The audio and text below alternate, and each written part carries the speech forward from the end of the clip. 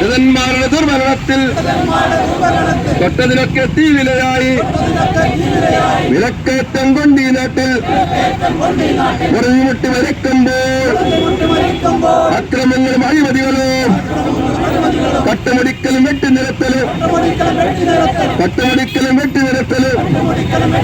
ദുരിതന്മാരുടെ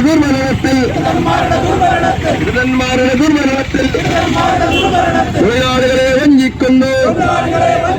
വർഷം മുന്നരയായിട്ടോ പെൻഷൻ കുടിശ്ശിക നൽകാതെ എന്നിട്ടിപ്പോൾ പറയുന്നു പെൻഷൻ 400 കൂട്ടുന്നു. പെൻഷൻ കുടിശ്ശിക തീർത്തിട്ട് സർക്കാര് തിരിച്ചു നൽകാതെ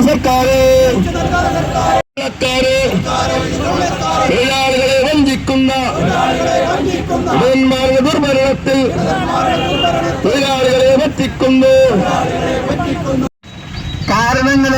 കാര്യങ്ങളെക്കുറിച്ചുമൊക്കെ സ്വാഗതപ്രാസംഗം ആ സമരത്തിൽ പങ്കെടുക്കുന്ന ആൾക്കാർ രോഷത്തോടുകൂടി പ്രതികരിക്കാറുണ്ട്. സത്യം പറഞ്ഞാൽ നമ്മൾ എത്രയോ കാലമായി ഈ ആവശ്യത്തിന് വേണ്ടി സമരം ചെയ്യുകയാണ്. നിർമ്മാണ തൊഴിലാളി മേഖല ഇന്ന് വലിയ പ്രതിസന്ധിയിലാണ്. പണ്ട് ഈ സംവിധാനത്തെക്കുറിച്ച് ആലോചിക്കുമ്പോൾ അന്നത്തെ കോൺഗ്രസിന്റെ നേതാക്കന്മാരും അതുപോലെ കേരളത്തിലെ പ്രധാനപ്പെട്ട ട്രേഡ് യൂണിയൻ നേതാക്കന്മാരുമൊക്കെ ഇങ്ങനെ തൊഴിലാളികൾക്കൊരു ബുദ്ധിമുട്ട് വരുമ്പോൾ അവർ ക്ഷേമനിധി കൊണ്ടുവന്നു.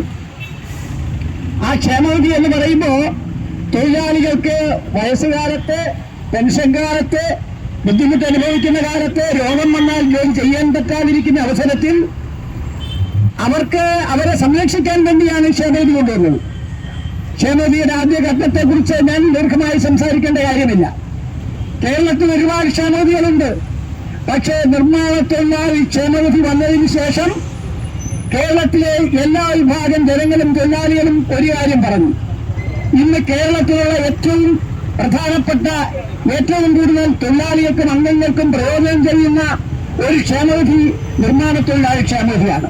പലപ്പോഴും ഈ ക്ഷേമനിധിയിൽ ചേരാൻ അർഹതയില്ലാത്തവർ പോലും വന്ന് ചേർന്ന കാരണം എന്താ? ഇതിന്റെ അകത്ത് ആനുകൂല്യം കിട്ടും. മരിച്ചാൽ 25,000 രൂപ കിട്ടും, ചികിത്സാ സൗകര്യം കിട്ടും, മക്കളുടെ വിവാഹത്തിന് ധനസഹായം കിട്ടും, ജോലിയിൽ നിന്ന് വിരമിച്ചാൽ പെൻഷൻ കിട്ടും. അങ്ങനെ അസൂയാവഹമായ നിലയിൽ ഈ ക്ഷേമനിധിയെ കണ്ട കേരളത്തിലെ തൊഴിലാളികൾ ഇന്ന് തിരിഞ്ഞു നോക്കുമ്പോൾ ഈ ഗവൺമെന്റ് ഈ തൊഴിലാളികളോടും ക്ഷേമനിധിയോടും കാണിക്കുന്ന നിഷേധാത്മകമായ സമീപനം കണ്ടാൽ മൂക്കത്ത് വിരലിച്ചു പോകും. ഇതിന്റെ മാത്രമല്ലല്ലോ, കേരളത്തിലെ ഗവൺമെന്റ് ഇടതുപക്ഷ ജനാധിപത്യം ഇങ്ങനെ ഗവൺമെന്റ് അധികാരത്തിൽ വന്ന് ഇപ്പൊ 10 വർഷം പൂർത്തിയാവാൻ പോവുക. ഈ 10 വർഷം പൂർത്തിയാകുമ്പോൾ അവര് പറയുന്ന ദാരിദ്ര്യ നിർമ്മാർജ്ജനം നടത്തിയെന്ന, അതിദാരിദ്ര്യ നിർമ്മാർജ്ജനം നടത്തിയെന്നാണ് അവർ അവകാശപ്പെടുന്നത്.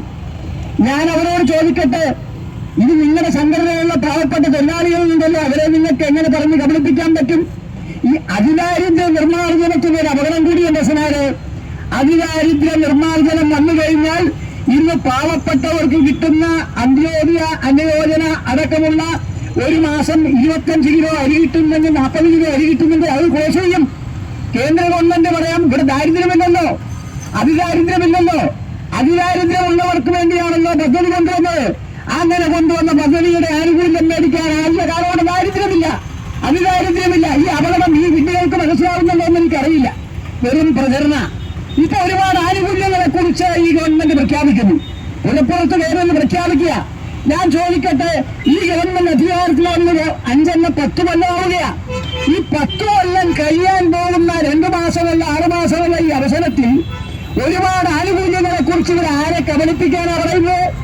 കേരളത്തിലെ ജനങ്ങളൊക്കെ വിഡ്ഢികളാണെന്നാണോ, തൊഴിലാളികളൊക്കെ വിഡ്ഢികളാണെന്നാണോ നിങ്ങൾ ആലോചിക്കുന്നത്? 10 വർഷം ഭരണം നടത്തിയിട്ട് ഏറ്റവും അവസാന കാലം 6 മാസത്തിന് മുമ്പ് ഇവിടെ പെൻഷന്റെ കാര്യത്തെക്കുറിച്ചും മറ്റു കാര്യത്തെക്കുറിച്ചും പറഞ്ഞ് ആനുകൂല്യങ്ങൾ വാരിക്കോരി കൊടുക്കുമെന്ന് പറഞ്ഞാൽ ഇതാരെ കബളിപ്പിക്കാനാണ്, ആരെ പറ്റിക്കാനാണ്? ഒരു കാര്യം നിങ്ങൾ മനസ്സിലാക്കണം.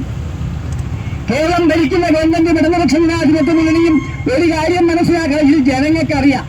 ജനങ്ങളെ വിഡ്ഢികളാക്കാൻ എല്ലാ കാലത്തും കഴിയില്ല. ഇവിടെ ഈ പറഞ്ഞ ആനുകൂല്യങ്ങൾ ഞാൻ നിങ്ങളുടെ ഈ ക്ഷേമനിധിയിലേക്ക് മടങ്ങി വരാം. ക്ഷേമനിധിയിലെ 995 കോടി ബാലകൃഷ്ണ ലോൺ എടുക്കാൻ പറഞ്ഞു. നിങ്ങളെ കൊടുക്കാൻ വേണ്ടി 995 കോടി. ഈ 995 കോടി ലോൺ എടുക്കാൻ പറയുകയില്ല കേരള ബാങ്കിൽ നിന്ന്. കേരള ബാങ്കിൽ നിന്ന് നിങ്ങൾ ലോൺ എടുത്തോ? നമ്മൾ പോയി ചോദിച്ചാൽ കിട്ടുമില്ല. അപ്പൊ എന്ത് പറഞ്ഞു? ഞങ്ങൾ ജാമ്യം നിൽക്കാം. ഞങ്ങൾ പറഞ്ഞ ജാമ്യം നിൽക്കാന്ന് പറഞ്ഞില്ല. ഞങ്ങൾ പറയാം, ഞങ്ങൾ കേരള ബാങ്കിൽ പറയാം. കാരണം അവരുടെ ഭരണസമിതിയാണല്ലോ. ഞങ്ങൾ പറയാം 995 കോടി കിട്ടിയെന്നിരിക്കട്ടെ. കിട്ടിയാൽ ആ പൈസ കിട്ടിയാൽ നിങ്ങളുടെ ക്ഷേമനിധിയുടെ ഈ കുടിശ്ശിക കൊടുക്കാൻ പറ്റുമോ? കുടിശ്ശിക കൊടുക്കാൻ പറ്റത്തില്ല. കുടിശ്ശിക കൊടുക്കാൻ പറ്റത്തില്ലെന്ന് മാത്രമല്ല, ഈ 995 കോടിയുടെ പലിശയില്ലേ, ഒരു മാസം ഏതാണ്ട് 75 ലക്ഷം രൂപയുടെ പലിശ കൊടുക്കണം. ഇല്ലേ മനുഷ്യ? 75 ലക്ഷം രൂപ പലിശ ഇവിടുന്ന് ഇപ്പോ 90 ലക്ഷത്തോളം പലിശ കൊടുക്കണം. ഈ പലിശ ആര് കൊടുക്കുന്നു? എവിടുന്ന് കൊടുക്കുന്നു? നമ്മുടെ ഖജനാവിൽ, നമ്മുടെ ഫണ്ടിൽ പൈസ ഉണ്ടോ? അപ്പൊ ഇത് തട്ടിപ്പാ.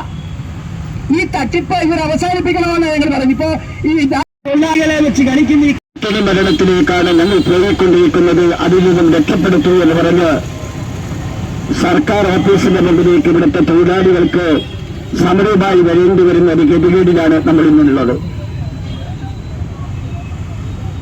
കാരണം ഇപ്പോൾ സർക്കാർ പ്രഖ്യാപിച്ചിരിക്കുന്നത് നമ്മുടെയൊക്കെ നാട്ടിലെ കട കാലിയാക്കൽ പോലെ ഭരണം വിട്ടൊഴിയാതെ അധിക നാളിലൊന്ന് തിരിച്ചറിഞ്ഞപ്പോ കട കാലിയാക്കൽ പദ്ധതിയുമായി പിണറായി വിജയൻ രംഗത്തിറങ്ങിയതിന്റെ ഫലമായി നമ്മുടെ പെൻഷൻ 2000 വർദ്ധിപ്പിക്കുമെന്നാണ് പറഞ്ഞത്.